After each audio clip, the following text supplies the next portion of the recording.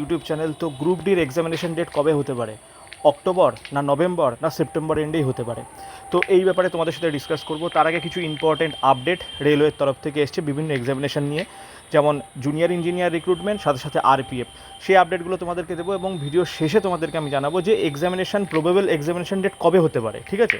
তো দেখো, জুনিয়র ইঞ্জিনিয়ারে যে ভ্যাকান্সি এই বছর আসার সম্ভাবনা রয়েছে, সেই ভ্যাকান্সি কিন্তু এক্সপেক্টেড একটু বেশি হতেও পারে, কেন কি নতুন নতুন পোস্ট ক্রিয়েশন হচ্ছে। এখানে আমরা দেখবো railway has been initiated the proposal for the creation of the additional supervisory level post group C, level 6 and level 7। তো লেভেল 6-এর আন্ডারে আসে জুনিয়র ইঞ্জিনিয়ার এই পোস্টটি। তো এর কিছু কিছু পোস্ট কিন্তু ক্রিয়েশন হচ্ছে। তো পোস্ট ক্রিয়েশন হওয়া মানে কি, সেটা নতুন ভ্যাকেন্সির সাথে অ্যাড হবে।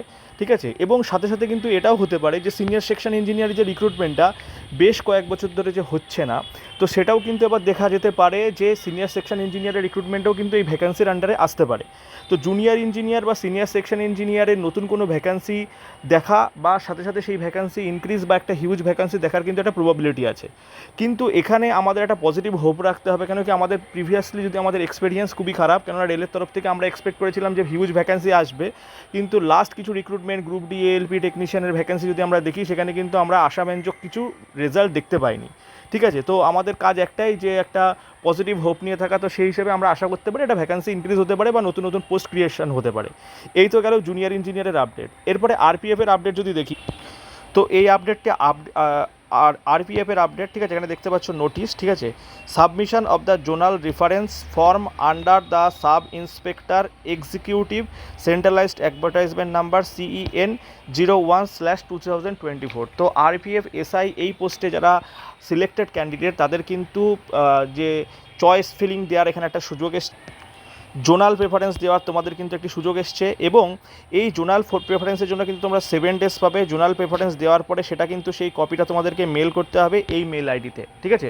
এবং জোনাল প্রেফারেন্স দেওয়াটা অত্যাবশ্যক এই কারণে, ধরে নাও তুমি তোমার যাই মেরিট আসুক না কেন, তুমি যদি তোমার বাড়ির কাছে যে জোন, যেটা তোমার কাছে সুইটেবল বলে মনে করছো তোমার জন্য, সেখানে তুমি যদি জোনাল প্রেফারেন্স না দাও, তাহলে পরে কী হবে, এই 7 দিনের মধ্যে এই অ্যাক্টিভিটিসটা যদি তুমি না করো, তাহলে রেল নিজের ইচ্ছা মতো র্যান্ডামলি সিলেক্টেড কোনো একটা জায়গায় তোমার পোস্টিং করিয়ে দেবে। সেটা তোমার বাড়ি থেকে অনেক যদি দূরে হয়, তাহলে কিন্তু তোমার পক্ষে সেটা খুব বিপজ্জনক হতে পারে। বিপজ্জনক বলতে তোমার কাছে খুব অসুবিধার ব্যাপার হয়ে যেতে পারে। ঠিক আছে? তো জোনাল প্রেফারেন্সটা অবশ্যই খুব কেয়ারফুলি করো। সবাইকে আমি এটুকু রিকোয়েস্ট করবো, জোনাল প্রেফারেন্সটা অবশ্যই করো। কেন কি তোমার যা মেরিট আছে, তোমার কাজ হচ্ছে জোনাল প্রেফারেন্সটা দিয়ে দেওয়া।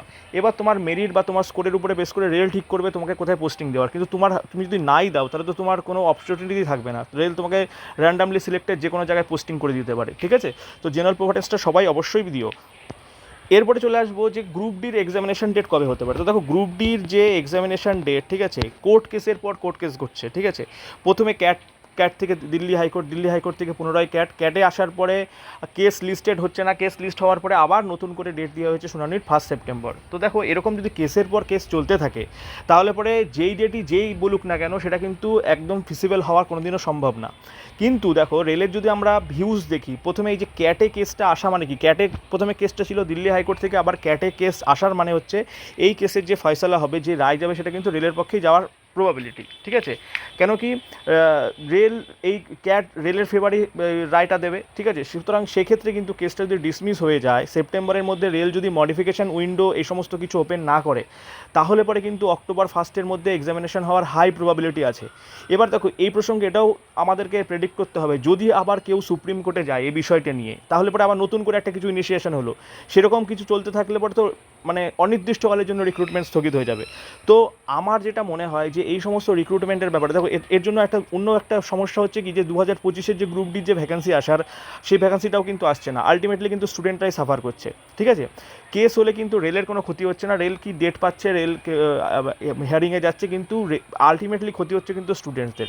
আশা করা উচিত যে কেসটা মিটে যাবে খুব তাড়াতাড়ি। কেস যদি মিটে যায় সেপ্টেম্বর 1 উইকে, মানে সেপ্টেম্বরের 1 তারিখে যেটা হিয়ারিং রয়েছে, আমরা আশা করি যদি সেই কেস মিটে যাচ্ছে, তাহলে পরে রেল যদি মডিফিকেশান উইন্ডো ওপেন না করে, তাহলে অক্টোবরে কিন্তু এক্সামিনেশন হওয়ার হাই চান্সেস রয়েছে।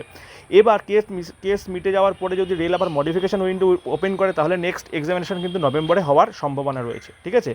তো ভিডিওটা ভালো লাগলে পরে অবশ্যই লাইক, শেয়ার, কমেন্ট করো, এবং প্রথম যদি চ্যানেলে ভিজিট করে থাকো, তাহলে চ্যানেলটাকে সাবস্ক্রাইব করে দিও। Thanks for watching. দেখা হচ্ছে পরের ভিডিওতে।